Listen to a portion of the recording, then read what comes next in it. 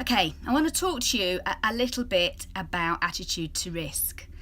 This is one of the most important subjects when it actually comes to planning out what it is you're trying to achieve with your savings and your investments, and just how you prioritise your things, the things you want to do in life. Attitude to risk is a bit of a strange thing to get your head round to start with, but as a standard, most people tend to have a relatively consistent attitude to how much that they will risk their money or their savings, and then this get tempered by a few different sort of considerations. But risk and reward is a bit of a balancing act. The more risk you take, and what that means is the more chance that you won't achieve what you expect to achieve. The more risk you take, but then potentially, normally, the greater reward you're likely to receive. And that means actually the return you get on your savings or investments, and how much that can grow or will grow. So it's a balancing act. The lower the risk you take, the less growth you're likely to achieve.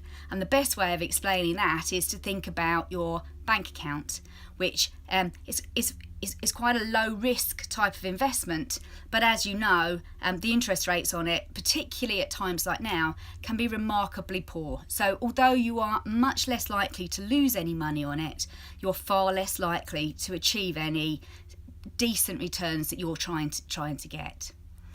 As you go to the opposite end of this spectrum, you might be investing in equities or specialist types of investments. You know, the type you might hear about, where you can invest in a Spanish property development, which is at that really, really high risk end.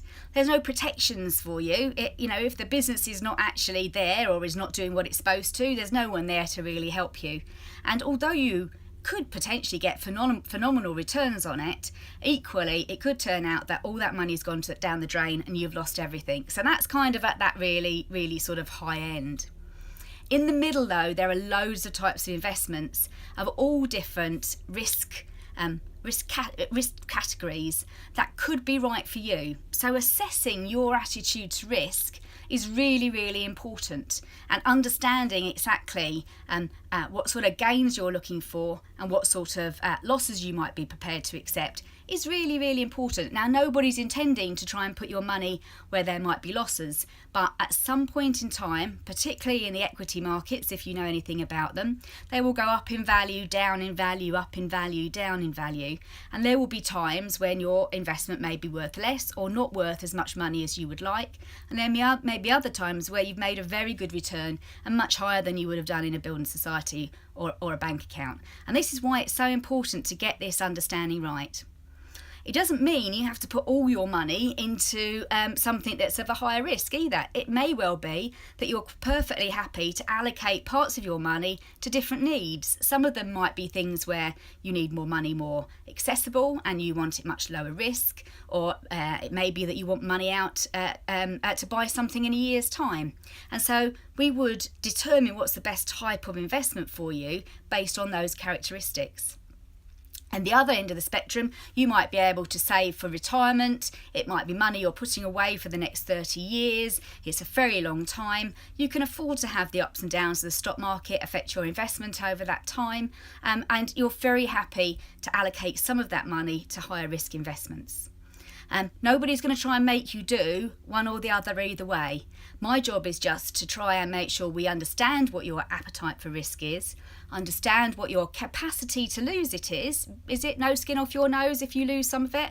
Or would it make a really big difference to your lifestyle and would really make you struggle? It's about understanding those things and then trying to map that across into the right type of investments for you, and the ones that are going to try and get the growth and performance and the amount of money you want back out of them at some point in time in the future. So this is why it's so important. What we'll do is we'll ask you quite a detailed questionnaire. It's not that long, but it is trying to really get to understand your view on these things, and that will give us an understanding of the risk tolerance that you have, and it will allow us to make very, very clear and good judgments about what's the best place for you to invest money. Hope that makes sense to you. Bye bye.